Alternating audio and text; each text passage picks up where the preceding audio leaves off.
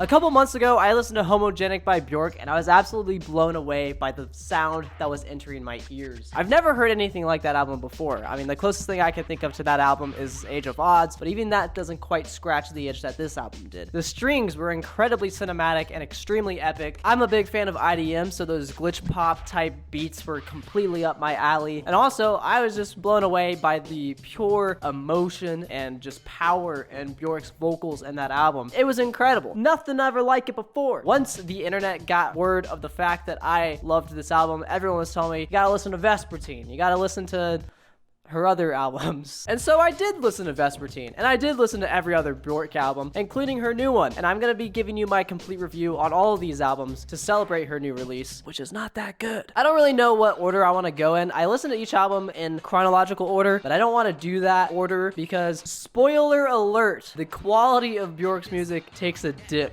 as she got older. Let's talk about Post. Post is a great album. I really enjoy this album. This album is like reaching your hand into a Chex Mix bag of sound. You just don't know what flavors you're gonna get entering your ears. Sound flavors. A lot of different genres are kind of coming in on this album. A lot of different sound profiles. I think trip hop might be a good way to describe this album, but there's also some orchestral stuff. Isabel is like one of my favorite songs on this album. Those strings just make me feel like I'm some sort of fucking Disney princess.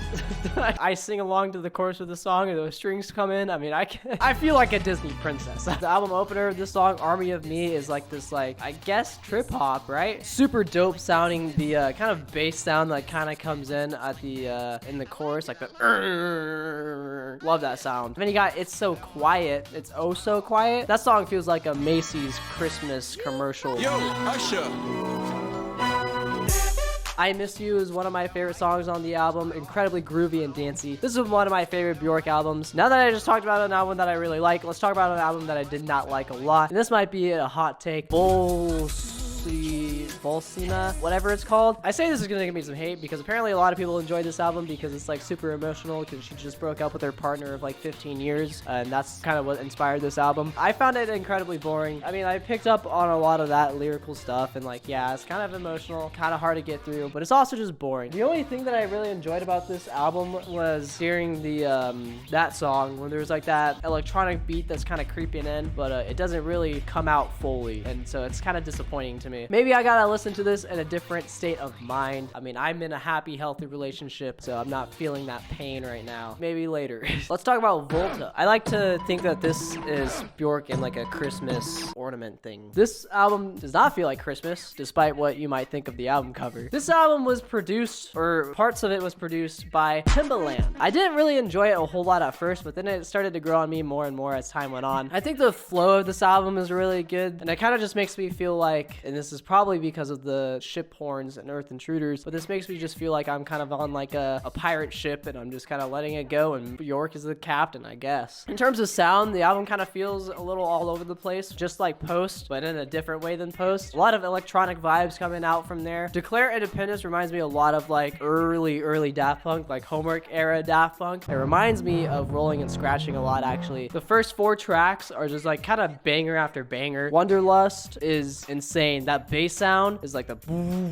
like the super subby bass. Love that sound. All in all, this album is pretty good. There are a couple skips. I mean, it's a little inconsistent towards the end of the album, but I mean, it's still an incredible listen. Speaking of inconsistence, we'll talk about Biophilia. The first 3 tracks are good. I like the first 3 tracks on this thing. Crystalline is a dope song. It reminds me a lot of like a quartet instrumental, at least up until it gets into that weird like breakbeat dubstep type part of the song, which I don't really know why it's there. It kind of ruins the song for me. Up until that point, the song is great. I can kind of just sit through like the breakbeat part. This album isn't very memorable to me either. Like I said, the latter half of a discography takes a toll, and it's a sad sight to see because albums like Debut is incredible. I'm transitioning to Debut. I'm done talking about Biophilia. I've really got nothing else to say about that album. Kind of cool, kind of folktronica type stuff. Not really that fun. But this album, for some reason, I really felt like there's a very espionage type vibe to this this album. I feel like a lot of these songs could fit very well in a spy movie, for example, except for Big Time Sensuality. That fits in my movie, the movie where I am the main character and everything revolves around me, because when I listen to this song, that's how I feel. I feel like I'm just driving down the coast as the sun is setting. Vibes are there. I got like the roof down, my hair is blown in the wind. Maybe it says directed by Steven Spielberg or something. There's also some samples that get used in the production of Debut, which is kind of cool to see. Venus as a Boy gets stuck in my head all the time too. There's a lot of grooves in this thing. Like Human Behavior is also a groove and a half. There's More to Life than this is a groove. Although on the album, it says it's the live version, and it kind of doesn't really feel like a live version, but it also at the same time kind of does. I'm not really sure what's going on with that song. If someone can explain to me what's going on, I'm kind of confused by it. There are a couple songs that I would classify as like skips, like Someone in Love. I see myself looking at the stars like someone in love. That's not the melody, but that's the words. All right, we're moving on. I guess we'll just keep on this train of good and disappointing, good, disappointing, like, because we've already established that pattern. Utopia. I don't really know how to feel about this album. I feel like it could have been condensed. This album is like way too long. It's like 70 minutes long. There's 14 tracks. It probably would have been better if they cut it down to like 10 or something like that. Bjork made this album with the producer Arca, who I don't know anything about. I just heard their name get used a lot, like last year I think it was, because they released like 3 albums or something like that. Arca 3. I remember that getting thrown around Twitter. The whole album's not a bust. There's something that I really like about this album, and that's the atmosphere. Because this album feels like I'm entering some sort of weird fantasy land from the future or something like that. Or maybe a whole different planet. Like if Azeroth was a bit more modern, you know. I just started playing World of Warcraft, so I had to drop a little Azeroth reference there. Yeah, the album feels super futuristic. It feels utopian,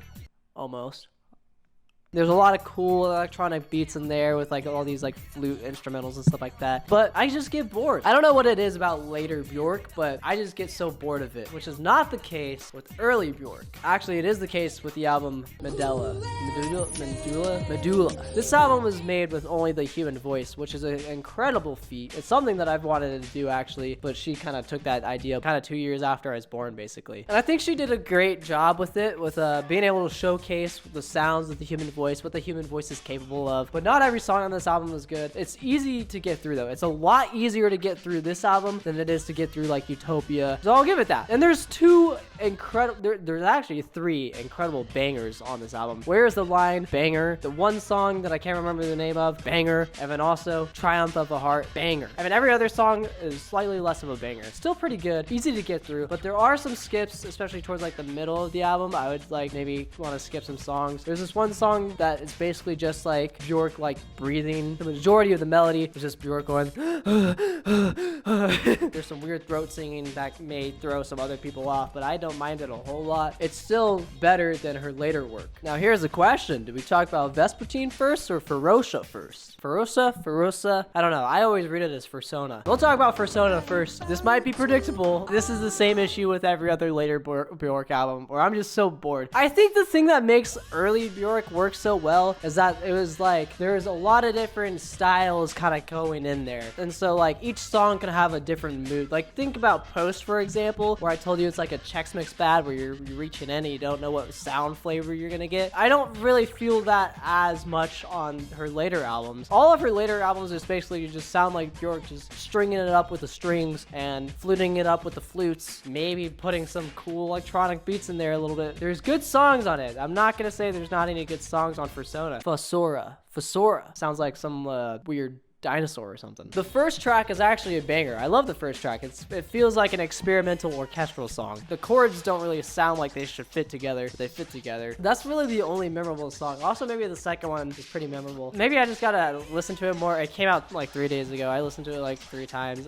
Maybe I have to digest it more. As of right now, I just am not the biggest fan of it, much like all of later Bjork. But now it's the moment that some of you guys have been waiting for. Kyle, talk about fucking Vespertine, man. You made me sit through this whole last video just so you can trash on Bjork for a little bit. What do you think about Vespertine? I mean, I think it's good. I don't think that's a surprise to anyone. I think it's pretty good. It's a very soft, cloudy, floaty type of album, you know. Apparently she fell in love, and so she's writing about love. A lot of love songs happening in this album, which is great because that makes this album very soft, very sweet. Hidden Place, when the chorus on Hidden Place comes in, it really just kind of floods your ears, and that sounds fantastic. Pagan Poetry is also great. I don't really know the track titles, but I mean, every song is pretty fantastic on this album. Now, do I like it as much as Homogenic? Probably not. Homogenic is like a 10 out of 10, no question. This album is probably more so of like a 9 out of 10. It also took a little bit of time to grow on me. I think my problem is that I was expecting more stuff like Homogenic, and I just didn't get that. And that is why Homogenic is now like certified 10 out of 10, because it is completely unique that not even Bjork can fucking do it again. She fucked up. She had a good thing going. If you want to hear me talk about Homogenic a little bit more, I talk about it in this video a little bit. If there's any other artists that you want me to do like a deep dive into their discography, let me know in the comments down below. I know some people want me to do Ween, so subscribe so you don't miss that if I ever talk about Gene Ween.